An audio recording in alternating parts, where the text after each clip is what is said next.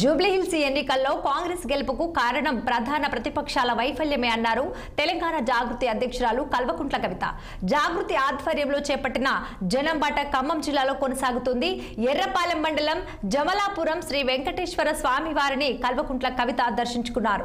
కార్యకర్తలతో కలిసి స్వామివారికి ఆమె ప్రత్యేక పూజలు నిర్వహించారు. జనంబాట కార్యక్రమంలో భాగంగా ఖమ్మం జిల్లా పర్యటనకు వచ్చినట్లు కవిత చెప్పారు.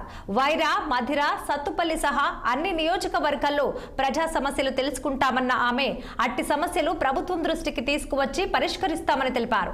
అదేవిధంగా హరీష్ రావు మీద ఆరోపణలు వెల్లువెత్తితే దానిపై ఆయన వివరణ ఇవ్వాలని సూచించారు. ఆరోపణలు ఎదుర్కొన్న వ్యక్తులు సమాధానం చెబుతారా లేదా అన్నది ప్రజలు గమనిస్తారని పేర్కొన్నారు.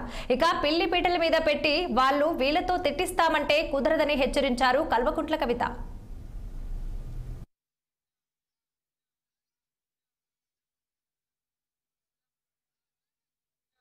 నియోజకవర్గంలో జమలాపురం శ్రీ వెంకటేశ్వర స్వామి వారి సన్నిధిలో ఉన్నాం. మరి దాదాపు 1000 సంవత్సరాల స్వయంభూ వెంకటేశ్వర స్వామి, అదేవిధంగా లక్ష్మీ అమ్మవారు కూడా స్వయంభూగా ఉన్నటువంటి క్షేత్రం అని చెప్తున్నారు. చాలా పెద్దగా, చాలా ప్రశాంతంగా, అద్భుతంగా ఆలయం ఉంది.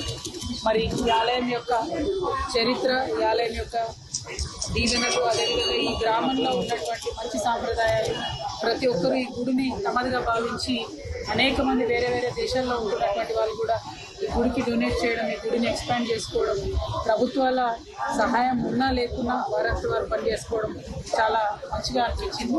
ఇదే ఒరవడి కొనసాగాలి. మన వారసత్వంగా వచ్చినటువంటి సంస్కృతి, గుడి కావచ్చు, గోపురం కావచ్చు, పండగ కావచ్చు, ఊరు సాంప్రదాయం కావచ్చు, దాన్ని కాపాడుకునేటటువంటి మంచి సంస్కృతిని ఇక్కడి ప్రజలందరూ కూడా మరి కొనసాగించడం చాలా సంతోషం.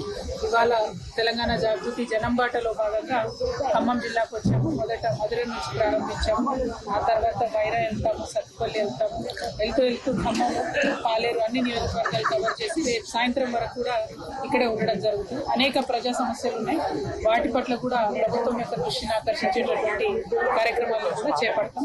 ఇక్కడికి మరి గౌరవ పెద్దలు ఎన్టీ రామారావు గారు వచ్చారని చెప్తా ఉన్నారు, కేసీఆర్ గారు వచ్చారని చెప్తా ఉన్నారు.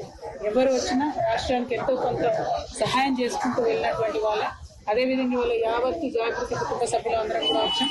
మాకు కూడా భగవంతుడు అంత శక్తినిచ్చి ఖచ్చితంగా ప్రజలకు సహాయం చేసేటటువంటి శక్తిని మాకు ఇస్తాడని చెప్పినాం.